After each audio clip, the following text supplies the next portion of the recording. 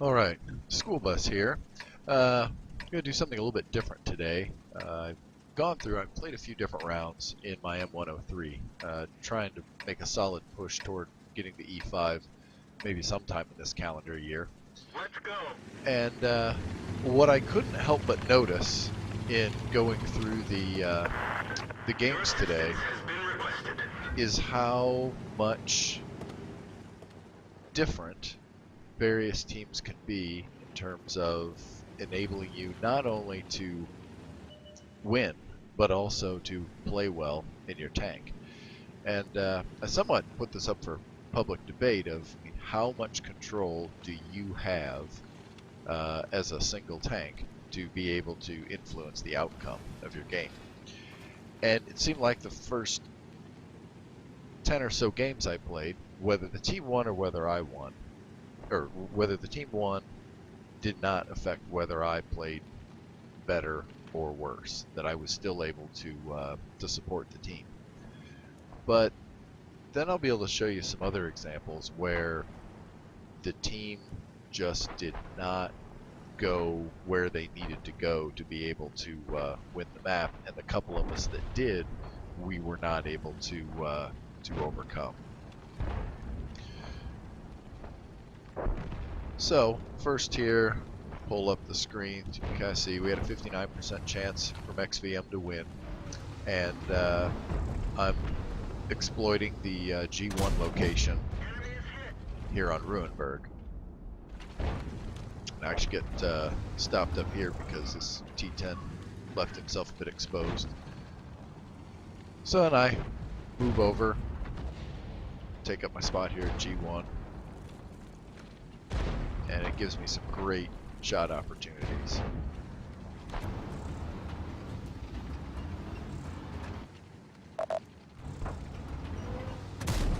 Enemy armor is damaged.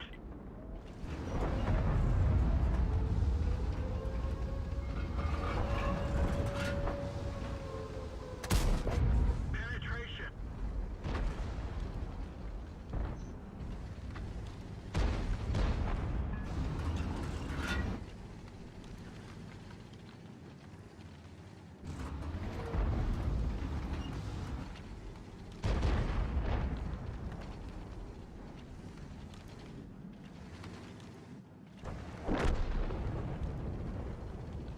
At this point, I can't really shoot at the 100 Jagdpanzer, but I can at least provide a distraction.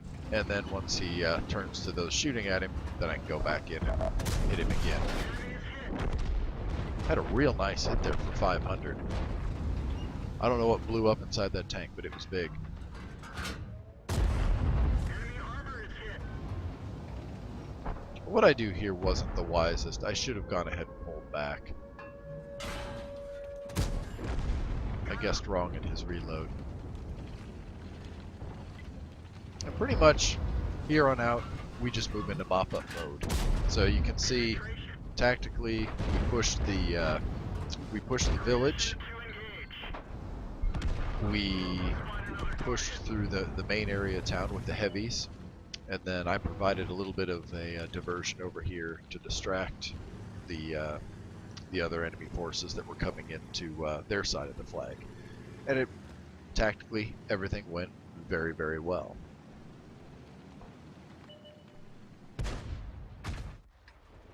Alright, now here we have another one where we're on encounter, on fiery assailant, and this one has a little bit less chance to win, 49%. I think the last one was 56. And looks like we've got some pretty steep opposition here. So as usual with my hull down tanks, particularly hull down tanks that don't have an incredibly strong turret, and the 103, personally I find the 5 line is rather difficult with it because you have to keep the turret turned toward whoever is shooting you, and by definition in that spot you are going to have 2 or 3 directions of fire, and this turret doesn't lend itself very well there. So I head over to the 0 line to work the hill. We have one Artie, so as long as he is distracted, I'll be relatively safe, and if I detect that I am being targeted by arty, I'll have to keep moving.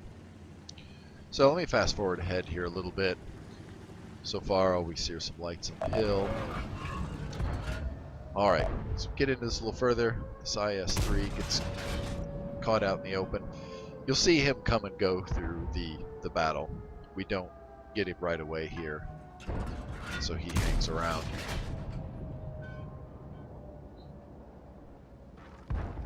I'm thinking here I can take down the buildings, get a shot into him. I don't remember now if the post-game stats showed that shot connected.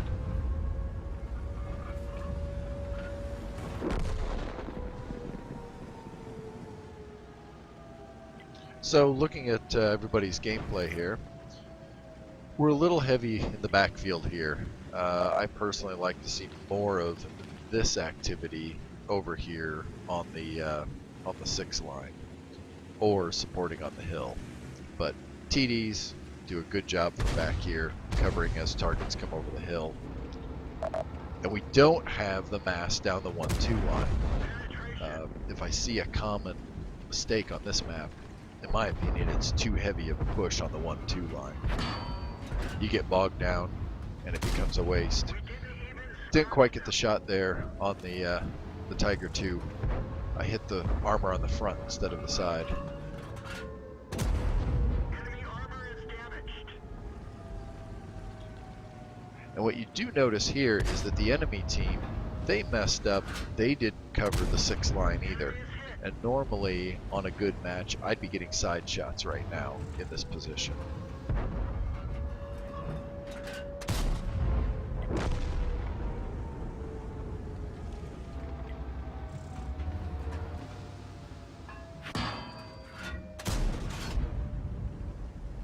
I believe post-game stats showed I did connect with that Tiger.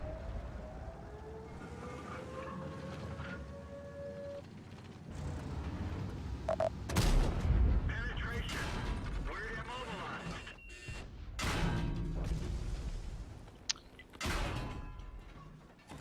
Let's go. Autoloader made my life a little rough there. I didn't realize he was still on the hill. Viewports. Can't see anything. And there's that IS-3. He looks a little worse for wear than the last time we saw him. The periscope is fixed, but it's still fragile. So we are starting to see some problems losing the 1-2 line. In my opinion, if you lose this on this type of game mode, it doesn't really matter as long as your artillery relocates. Ours didn't, and as a result we lost our arty.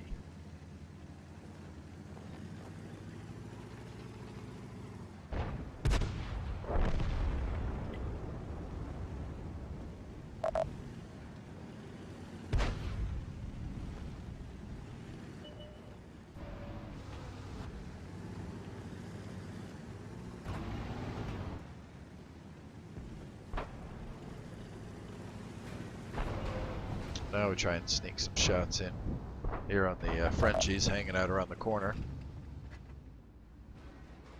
I wasn't quite patient enough. Just a moment longer I would have had a shot on the lore. But now I have a very easy shot on the lore. Enemy is hit.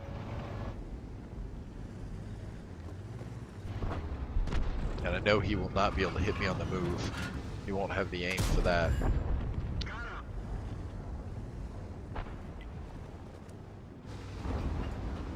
And now a nice easy finish to the Tiger.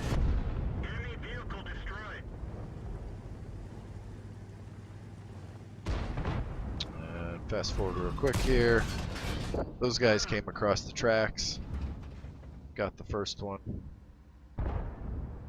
Somebody lands a good shot on the T-30. I blind fire and kill him. And that's that. A few dicey moments, but overall the team rallied together and we held out well. Now let's begin to look at where things don't go so well. Let's go. Okay, here we are on Windstorm, and this battle A little bit less chance, 43% chance to win from XVM. And seeing that I'm mid-tier, I decide rather than go to the heavy push in the city, I'll try and take more advantage of the M103 strength of playing as a hull down and a little more maneuverability out here in the open field to go ahead and support the mid flank.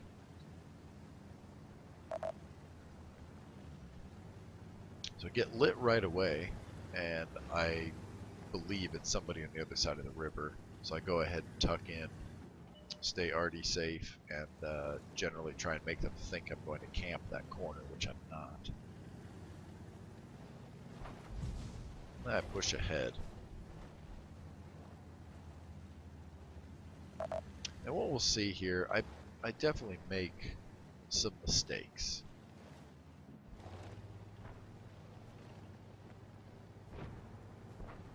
Part of it is this is not an area I typically play.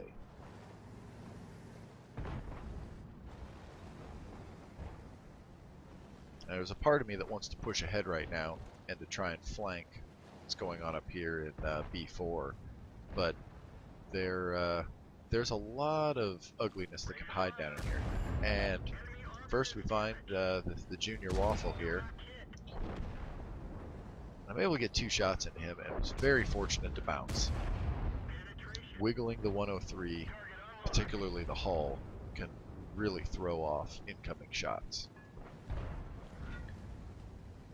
So at this point, I'm trying to decide if I want to bully him. Now he actually comes up to take a shot, and unfortunately now makes up for the missed shot before. But now our T-34 will take control here. He's pushing, and I want to protect him because he might be able to take out the waffle. I go ahead and start pushing the TVP and hope to keep him suppressed and get him out of here. But I see there's a Jagdtiger coming, and that could turn my fortunes quickly. Kind of back away, watch what's happening behind here. So the Jagdtiger goes after the T-34. Unfortunately, I bounce a shot. Shouldn't have auto-aimed.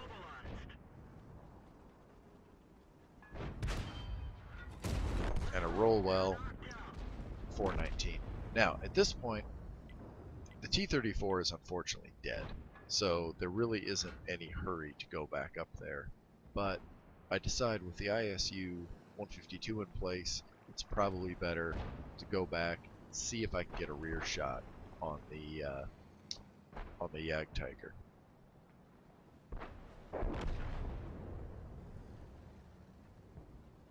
Hello, Junior Waffle. Now, unfortunately, he gets another hit into me, and if I'd been a little quicker, might have been able to avoid that, which in a moment are hit points I would have loved to have had.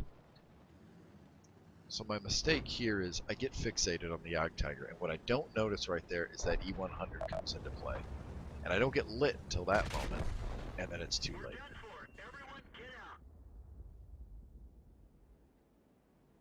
And I was just about to line up my shot on the Jagdtiger. So that run I didn't do too bad with 2,600 damage done, killed 2 targets, but ultimately this team goes on to lose, and as a result, I kind of wish I'd been able to carry a little bit more. But there wasn't anything massively wrong tactically. We were a little weak on the A line. Maybe I should have just gone the A line to begin with, but you're always rolling the dice to some extent. Now, let's see as things get a little bit worse. Okay, so now after some good rounds and some not so good rounds, now is when things go particularly poorly. So again, now we're down to a 33% win chance, and it shows. So let's see how everybody sorts out here. Get our lights headed out to the field.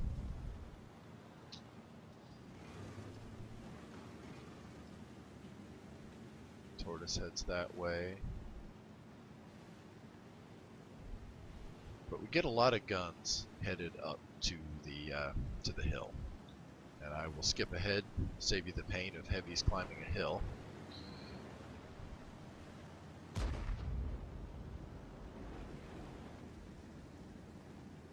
So I decide at this point, we have quite a few guns back here at the top of the hill. I'm going to go ahead and drop down. But unfortunately, I get lit, and that IS-3 roughs me up a bit. And we will continue to see, I regret greatly having come down into this area here. It's about the lowest area I can get into up here, unless I drop back into this area here, but then I can't really get any shots.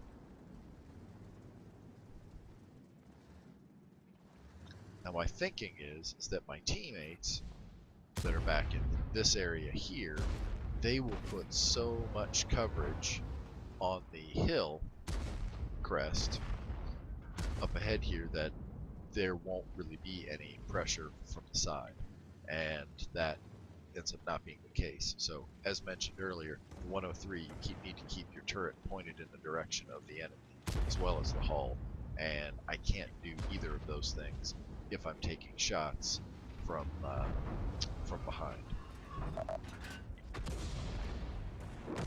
So what I try and do is I'll take a shot and then I'll pull back and turn, but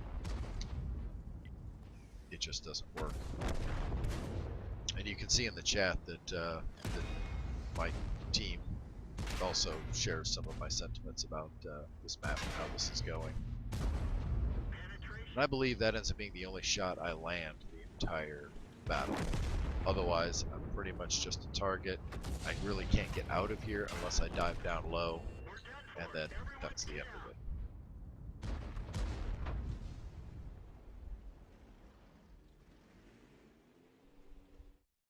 Alright, and now we have, this is the final battle I'm going through in this series.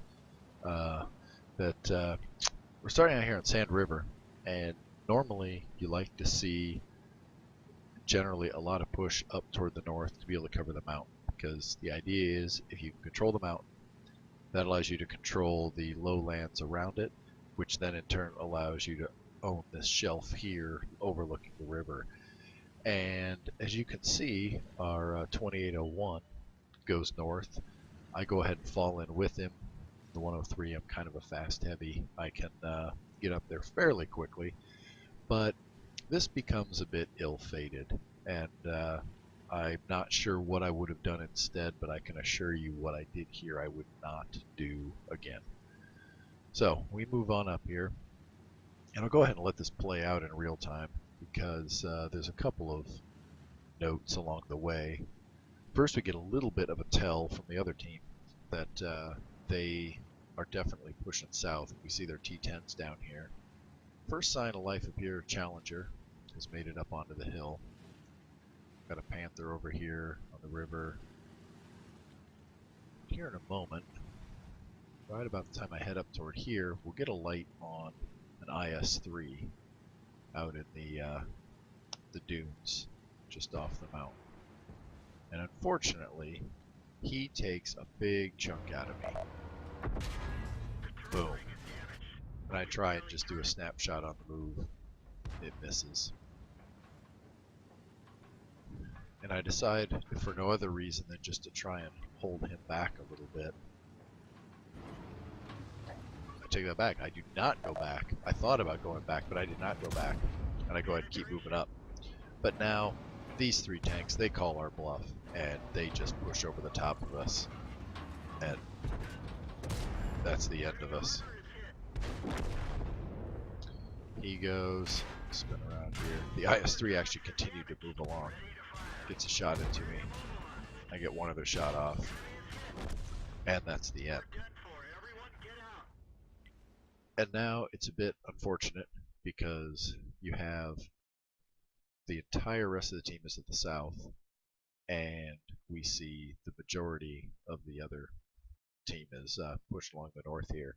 And I did watch this all the way through, but it ended up being a draw, which surprises me. I thought it would have been a flat-out loss, but that's that is definitely not a very good tactical position that we're in right now, because inevitably once you own up here, then these tanks down in here, they won't be able to sustain those locations, and slowly but surely your team will get overrun.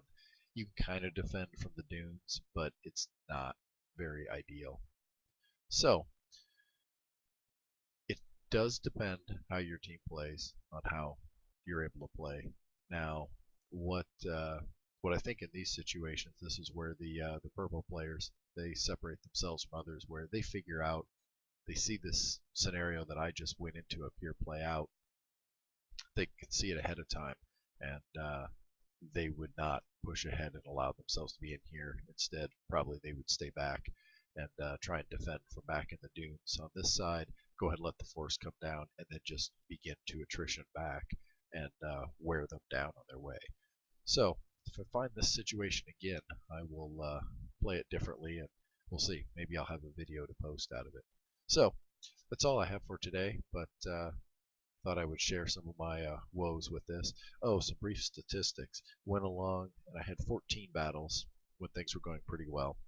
Averaged a 2,900, win 8, and then actually went away, did some other things, then sat back down, decided to play again.